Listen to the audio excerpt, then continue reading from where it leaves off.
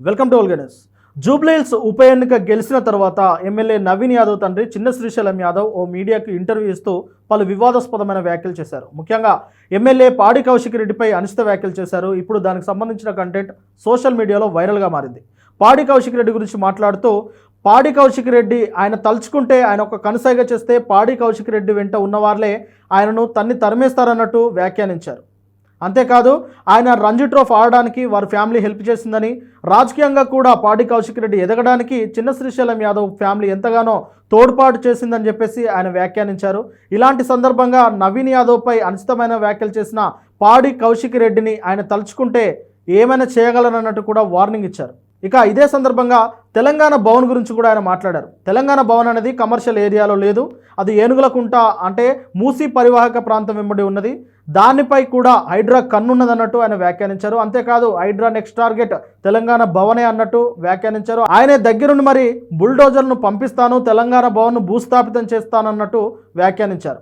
ఇక కేసీఆర్ ఉన్నంత వరకే తెలంగాణలో బీఆర్ఎస్ పార్టీ ఉంటుంది, తర్వాత బీఆర్ఎస్ పార్టీ మూడు ముక్కలుగా మారిపోతుందని చెప్పేసి ఆయన వ్యాఖ్యానించారు. అయితే ఆయన వ్యాఖ్యలను ఎలా చూడొచ్చు అనే దానిపై ఇప్పుడు కాంట్రవర్సీ నడుస్తూ ఉన్నది.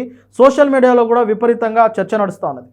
నవీన్ యాదవ్, ఎమ్మెల్యే నవీన్ యాదవ్ తండ్రిగా ఆయన ఇలాంటి వ్యాఖ్యలు చేయొచ్చా అంటే, గెలిచిన తర్వాత జూబ్లీహిల్స్ ఉప ఎన్నికలో గెలిచిన 3 రోజులకే ఆయన యొక్క నిజమైన మనస్తత్వాన్ని, నిజమైన వ్యక్తిత్వాన్ని బయటపెడుతున్నారు అని చెప్పేసి సోషల్ మీడియాలో విపరీతంగా ట్రోల్ అవుతూ ఉన్నది.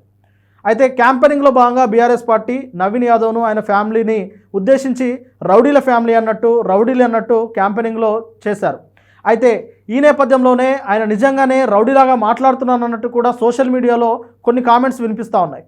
ఏది ఏమైనప్పటికీ ఎమ్మెల్యే నవీన్ యాదవ్కు ఏదో ఒక మంచి పదవిని అంటే విప్ లాంటి పదవిని కట్టబెట్టబోతున్న ఇలాంటి తరుణంలో శ్రీశైలం యాదవ్ చేసిన వ్యాఖ్యలు ఏమైనా అడ్డంకిగా మారబోతున్నాయా అన్న చర్చ కూడా తెర మీదకి వస్తూ ఉన్నది. అయితే మనం గతంలో చూసాము, మంత్రి కొండా సురేఖ కూతురు కొండా సుస్మిత చేసిన వ్యాఖ్యలు ఎంత వివాదాస్పదమయ్యాయో చూసాము. ముఖ్యంగా సీఎం రేవంత్ రెడ్డి, ఉత్తమ్ కుమార్ రెడ్డి, అలాగే పొంగులేటి శ్రీనివాస్ రెడ్డి, అలాగే కోమటిరెడ్డి వెంకటరెడ్డి, వీరంతా ఈ రెడ్డిలంతా ఒకటై బీసీగా ఉన్న తమ తల్లి మంత్రి పదవి నుంచి తొలగించడానికి ఒక కుట్ర పన్నారన్నట్టు తాము పెద్ద ఎత్తున ఆరోపణలు చేసింది. ఆ తర్వాత కొండా సురేఖ దంపతులు సీఎం రేవంత్ రెడ్డిని కలిసి వివరణ ఇచ్చుకున్నారు. ఆ మీడియా ముఖంగా కూడా తాను పార్టీలో లేదు, పొలిటికల్గా తను యాక్టివ్గా లేదు, తన వ్యాఖ్యలకు అంటే తన కూతురు వ్యాఖ్యలకు తమకు సంబంధం లేదన్నట్టు కొండా మురళి కూడా మీడియా ముఖంగా చెప్పుకొచ్చారు. ఆ తర్వాత ఇక వారు మంత్రి పదవిలో కంటిన్యూ అవుతూ ఉన్నారు. ఇలాంటి నేపథ్యంలోనే నవీన్ యాదవ్ తండ్రి చేసిన వ్యాఖ్యలను కూడా అలాగే తోసిపుచ్చుతారా? ఎందుకంటే నవీన్ యాదవ్ తండ్రి చిన్న శ్రీశైలం యాదవ్కు పొలిటికల్గా పొలిటికల్గా ప్రమేయం ఉన్నప్పటికీ తాను ఎమ్మెల్యే కాదు, తండ్రి అతను, కాబట్టి అతని మాటలను పరిగణలోకి తీసుకపోవచ్చు అనేది మరొక వాదన వినిపిస్తూ ఉన్నది. ఈ నేపథ్యంలోనే బీఆర్ఎస్ సానుభూతి పరులు కావచ్చు, బీఆర్ఎస్ శ్రేణులు కావచ్చు, సోషల్ మీడియాలో ఒక క్యాంపెయిన్ నడిపిస్తూ ఉన్నారు. ఇక రానున్న 3 సంవత్సరాలు జూబ్లీహిల్స్ నియోజకవర్గ ప్రజానికం ఇలాంటి పాలకుల చేత అంటే ఇలాంటి ఒక వ్యక్తిత్వం కలిగిన వారి దగ్గర ఇక పడి ఉండాల్సిందే, ఈ 3 సంవత్సరాలు బరాయించాల్సిందే. ఎందుకంటే బీఆర్ఎస్ పార్టీ అభ్యర్థిని కాదని కాంగ్రెస్ పార్టీ అభ్యర్థిని నవీన్ యాదవ్ను గెలుచుకొని వారు తప్పు చేశారు.